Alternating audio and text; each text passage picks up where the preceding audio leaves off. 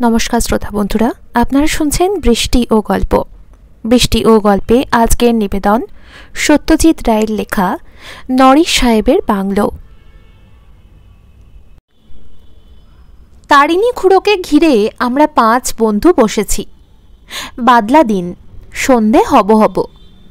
খুড়োর চা খাওয়া হয়ে গেছে, এবার বিড়ি ধরিয়ে হয়তো গল্প শুরু করবেন।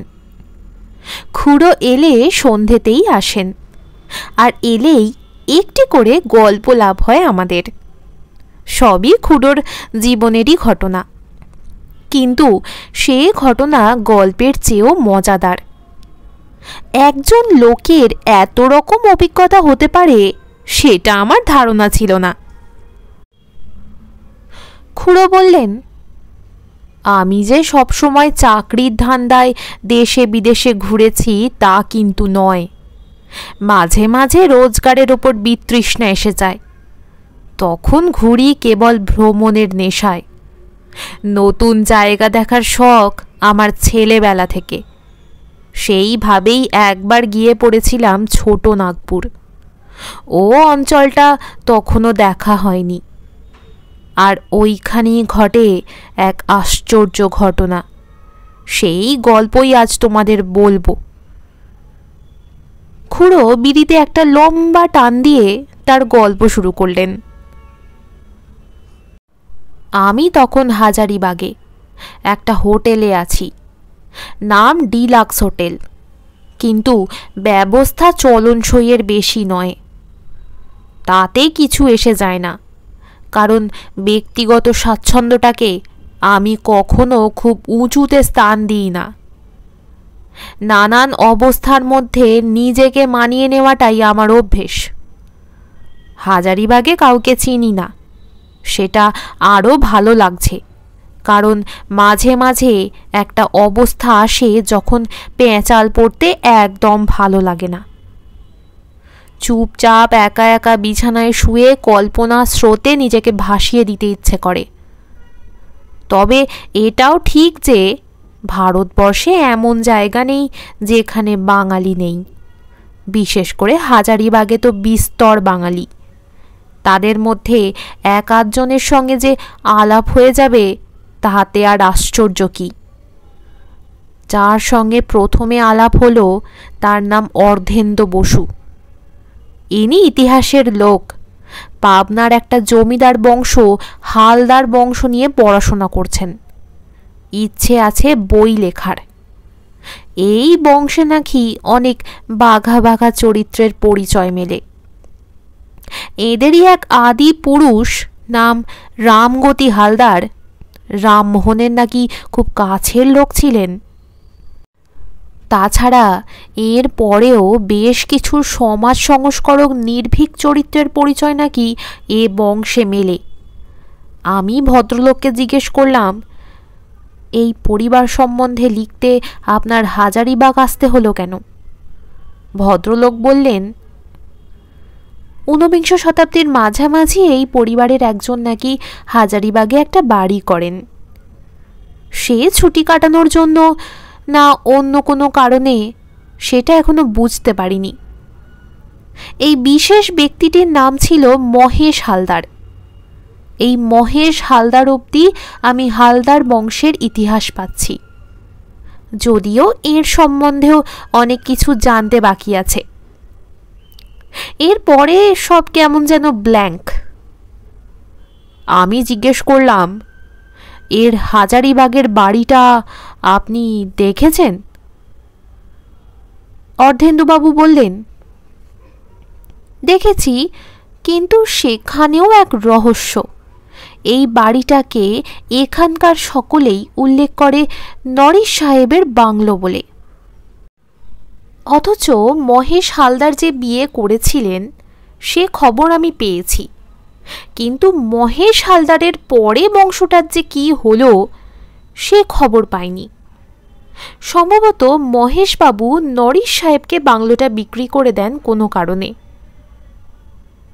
কলকাতায় তাদের আর কোনো বংশধর নেই? আমি জিজ্ঞেস করলাম। অর্ধেন্দুবাবু বললেন, মহেশ হালদার ছিলেন তার বাবা যোগেশ হালদারের একমাত্র সন্তান।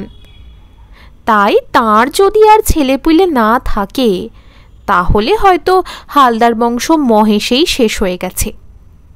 প্রশাখা আর কোথাও আছে কিনা জানা নেই। আমি শুধু শাখাতেই ইন্টারেস্টেড। এই বংশ সম্বন্ধে খবর দিতে পারে এমন কোনো লোকের সন্ধান পাননি হাজারিবাগে? এখানে এক ভদ্রলোক আছেন, আজন্ম এখানেই বাস। তার বয়স 90, নাম কালীকিঙ্কর বানুজ্জে। একবার ভেবেছিলাম তার কাছে গিয়ে জিজ্ঞেস করব। তা চলুন না, আজই বিকেলে যাওয়া যাক। কালীকিঙ্কর বাবুকে সকলেই চেনে, তাই তার বাড়ি বার করতে অসুবিধা হলো না। গিয়ে দেখি ভদ্রলোক বৈকালিক ভ্রমণেই বেরিয়েছিলেন। বুঝে দেখো কীরকম স্বাস্থ্য, 90 বছরেও বিকেলে হাঁটা চাই। আমরা একটু অপেক্ষা করতেই ভদ্রলোক এসে পড়লেন। আমরা নিজেদের পরিচয় দিলাম।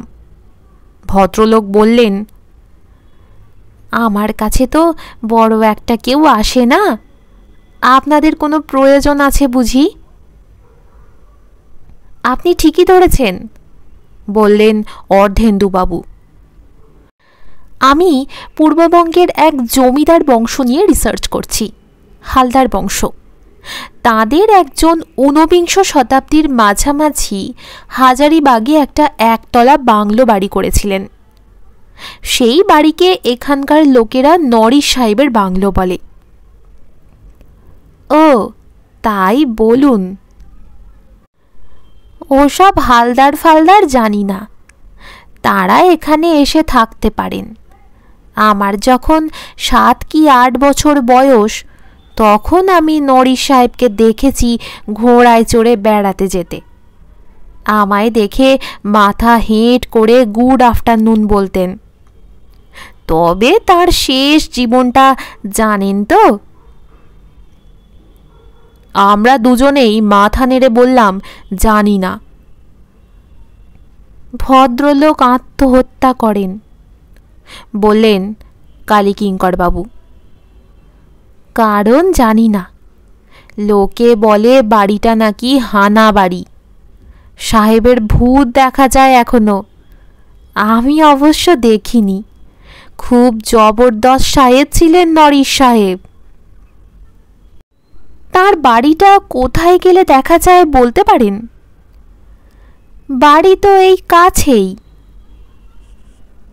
কালীকিঙ্কর বাবু আমাদের রাস্তা বাতলে দিলেন। আমরা দুজনে তাকে ধন্যবাদ জানিয়ে উঠে পড়লাম। রাস্তায় বেরিয়ে এসে অর্ধেন্দুবাবুকে বললাম, আপনি এতদিন সে বাড়ি দেখেননি? ভদ্রলোক বললেন, দেখেছি বই কি, কিন্তু লোকে ঠিক বলছে কিনা একবার যাচাই করে নিলাম। ইনি যা বলবেন সে তো আর ভুল বলবেন না। আমারও যে বাড়িটা দেখার জন্য কৌতূহল হচ্ছে। আসুন না, দেখিয়ে দিচ্ছি। মাথায় টালি বসানো ঢালু ছাদওয়ালা বাড়ি, বাংলোই বলা চলে, যেমন হাজারিবাগে আরও দেখা যায়। টালির অধিকাংশই অবশ্য খসে গিয়ে ছাদ ফাঁকা হয়ে গেছে। চারদিকে পাঁচিল দিয়ে ঘেরা 4-5 বিঘে জমির ওপর জীর্ণ অবস্থায় দাঁড়িয়ে আছে বাংলোটা। কেউ থাকে না সেখানে। শেষ কবে ছিল তাও কেউ বলতে পারে না। আমি অর্ধেন্দুবাবুকে বললাম, আপনার হালদার বংশের কথা জানি না মশাই, কিন্তু এই নরিশ সাহেবকে নিয়ে আমার বিলক্ষণ কৌতূহল হচ্ছে। আর সত্যি বলতে কি, এই সাহেবের প্রেতাত্মার সঙ্গে যদি যোগ স্থাপন করা যায় তাহলে তো ইনি মহেশ হালদার সম্বন্ধে কিছু তথ্য দিতে পারেন, তাই নয় কি? তা অবশ্যই ঠিক। কথাটা খুব জোরের সঙ্গে বললেন না অর্ধেন্দুবাবু। বুঝলাম তিনি সাহেবের প্রেতাত্মার সঙ্গে যোগ স্থাপনের ব্যাপারে খুব একটা উৎসাহ বোধ করছেন না। আমি না হয় ভূতকে তোয়াক্কা করি না, কিন্তু সবাই তো এরকম নয়। 2 দিন পেরিয়ে গেল। 3 দিনের দিন আমি অর্ধেন্দুবাবুকে বললাম, এইভাবে হাত পা গুটিয়ে বসে থেকে আপনার কি লাভ আছে? আসুন, একটা কিছু করা যাক, না হয় বাংলোটায় একটা রাত কাটিয়ে আসা যাক। অর্ধেন্দুবাবু একটু চুপ করে থেকে বললেন, এখানে বাঙালিদের একটা আড্ডা আছে, শশী ডাক্তারের বাড়ি। আমি কাল সেখানে গিয়েছিলাম। তারা বলল, নরিশ সাহেবের বাংলোকে হানাবাড়ি বলা হলেও এখনো পর্যন্ত কেউ কোনো ভূতের সাক্ষাৎ পায়নি। তবে ওই আড্ডাতেই উৎপলবাবু বলে এক নিরীহ গোছের ভদ্রলোক ছিলেন। তিনি নাকি খুব ভালো মিডিয়াম, অর্থাৎ তার মধ্যে দিয়ে ভূতের আবির্ভাব ঘটেছে নাকি অনেকবার। ভদ্রলোক একটা বিশেষ অবস্থায় এলে তার গলা থেকে নাকি ভূতের গলায় কথা বেরোয়, আর তখন নাকি ভূতের সঙ্গে কথাবার্তা বলা চলে। অন্ধকার ঘরে তেপায়া টেবিলের ওপর হাত রেখে নাকি ব্যাপারটা করতে হয়, কিঞ্চিত সময় সাপেক্ষ। আমি বললাম, দেখুন কি রকম যোগাযোগ, এই মিডিয়াম পাওয়া কিন্তু সহজ ব্যাপার নয়। আপনি এই উৎপলবাবুকে বলুন আমরা কালই রাত্রে বসছি, তেপায়া টেবিল জোগাড় করতে পারবেন? আমার হোটেলের ঘরেই একটা আছে। তাহলে তো কথাই নেই, আসুন লেগে পড়া যাক। অর্ধেন্দুবাবু শশী ডাক্তারের আড্ডায় নিয়ে গিয়ে আমার সঙ্গে উৎপলবাবুর আলাপ করিয়ে দিলেন। সকলের সামনে আর ভূতের প্রসঙ্গটা তুললাম না, কারণ প্ল্যান চেটে আমাদের 3 জনের বেশি কেউ থাকে এটা আমি চাইলাম না। আড্ডার পরে বাইরে বেরিয়ে এসে উৎপলবাবুকে প্রস্তাবটা দেওয়া হলো। ভদ্রলোক এক কথায় রাজি, বললেন, নরেশ সাহেবের বাংলোয় প্ল্যান চেট করার ওর অনেক দিনের শখ, কিন্তু এতদিন কাউকে সঙ্গী পাননি বলে হয়ে ওঠেনি। তাহলে পরশুই বসা যাক, বললেন উৎপলবাবু। পরশু অমাবস্যা, সেই কারণে কাজটা সহজে হওয়ার সম্ভাবনা। কি কি জিনিস লাগবে জিজ্ঞেস করতে ভদ্রলোক বললেন, 3টে চেয়ার, একটা তেপায়া টেবিল আর একটা মোমবাতি। মোমবাতিটা লাগবে কাজ শেষ হয়ে যাবার পর। আমি আর অর্ধেন্দুবাবু দিন থাকতে 2টো সাইকেল রিকশায় করে চেয়ার টেবিল পাঠিয়ে দিয়েছিলাম বাংলোতে। সেই ফাঁকে বাড়িটা একটু ঘুরে দেখে নিলাম। বহুকাল কেউ থাকে না, তাই ঘরগুলোর অবস্থা অত্যন্ত শোচনীয়। আমরা স্থানীয় লোক লাগিয়ে একটা ঘর বেছে নিয়ে সেটাকে ঝাড়পোঁছ করিয়ে একটু ভদ্রস্ত করে নিলাম। এটাই বোধহয় ছিল বৈঠকখানা। বাড়িটা পাহারা দেওয়ার জন্য একটা লোককে জোগাড় করা হয়েছিল। সে প্রথমে সাহেবের ভূত করে একটু আপত্তি তুলেছিল, তারপর হাতে একটা 10 টাকার নোট গুঁজে দিতেই চুপ মেরে গেল। রাত 10টার একটু আগে আমরা 3 জন বাড়িটার সামনে জমায়েত হলাম। কথা হলো, ভূত এলে প্রশ্ন করবেন অর্ধেন্দুবাবু, আর উত্তর তো উৎপলবাবুর মুখ দিয়ে সাহেবের ভাষাতেই বেরোবে। অবশ্যই সব যদি ঠিক মতো হয়। অর্ধেন্দুবাবু ইংরাজিটা মোটামুটি ভালোই বলেন, সেদিক দিয়ে সুবিধা আছে।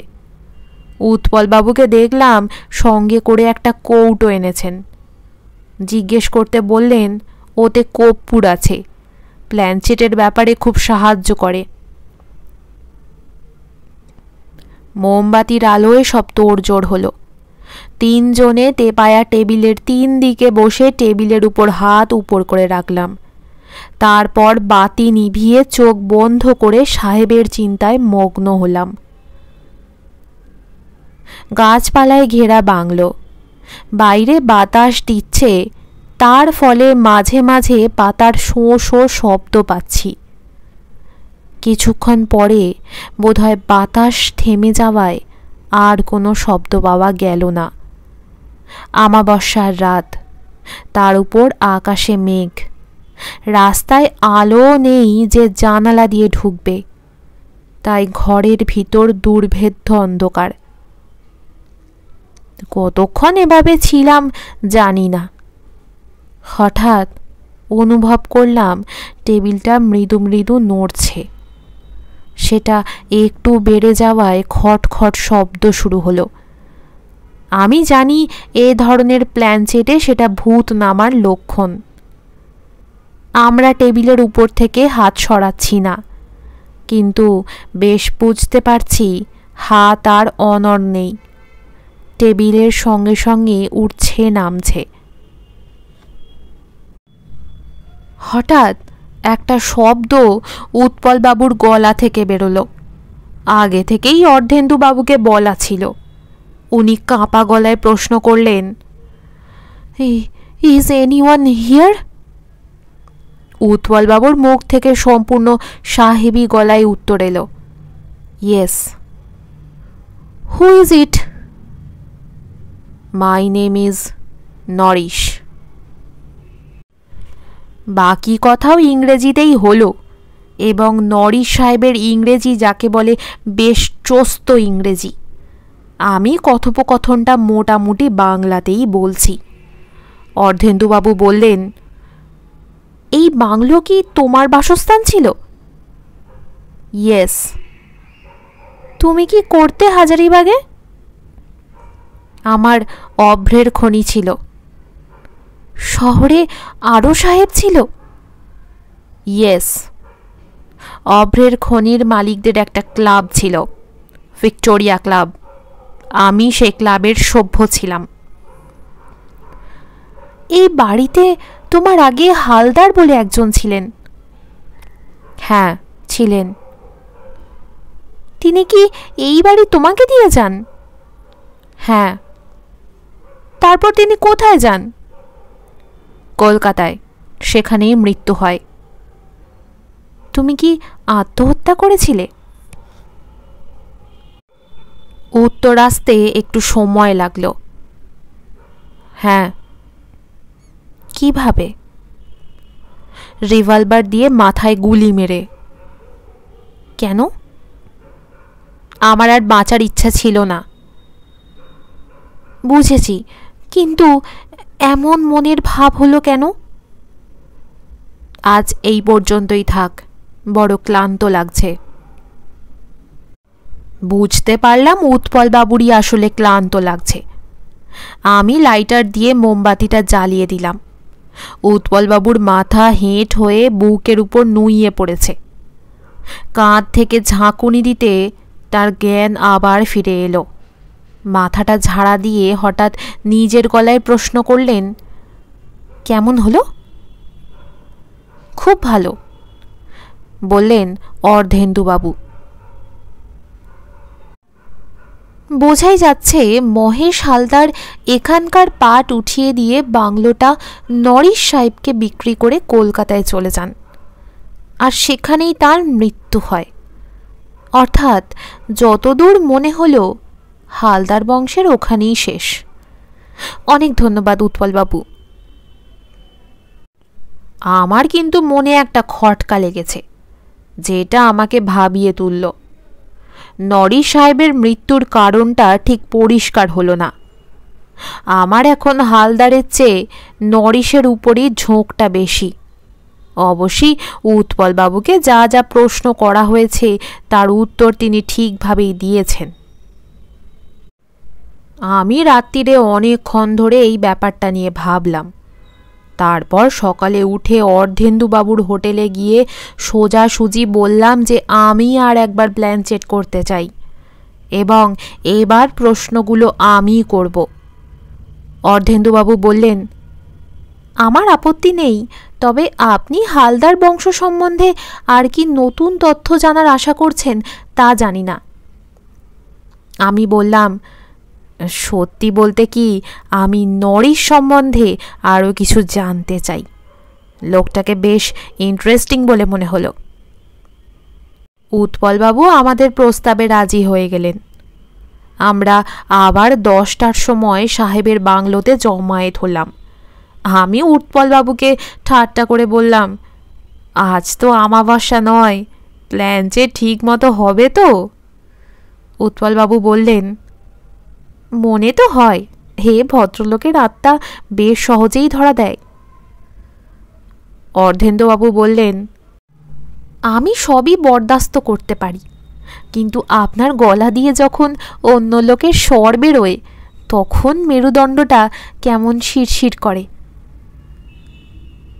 আমরা 10:15 মধ্যে তৈরি হয়ে নিলাম। 15 মিনিটের মধ্যেই টেবিল নড়া আর উৎপলবাবুর গলা থেকে শব্দ শুনে বুঝলাম যে প্রেতাত্মা হাজির। এবার আমি প্রশ্ন করলাম, ইজ এনিবডি হিয়ার? নরেশের কণ্ঠস্বরে উত্তর এলো, yes. Are you mister Naresh? Yes. Mister Naresh, তোমাকে দুবার বিরক্ত করার জন্য ক্ষমা চাইছি, কিন্তু কাল একটা প্রশ্নের ঠিক জবাব মেলেনি, তাই আবার তোমাকে ডাকলাম। কি প্রশ্ন? তোমার জীবনের ওপর এতটা বিতৃষ্ণা এলো কেন যে আত্মহত্যা করলে? একটুক্ষণ কোনো কথা নেই, তারপর ইংরেজিতে উত্তর এলো, আমাকে প্রচণ্ডভাবে অপমান করা হয়েছিল। কে অপমান করেছিল? Major Thomson. ঘটনাটা কোথায় হয়? আমাদের ক্লাবে। কিন্তু অপমানের কারণটা কি?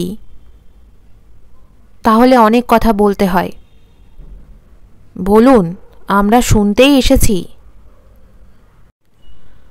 আমি এক বেয়ারাকে একদিন হিন্দিতে একটা কথা বলেছিলাম, সেটা মেজর টমসন শুনে ফেলেছিলেন। তাতে কি হলো?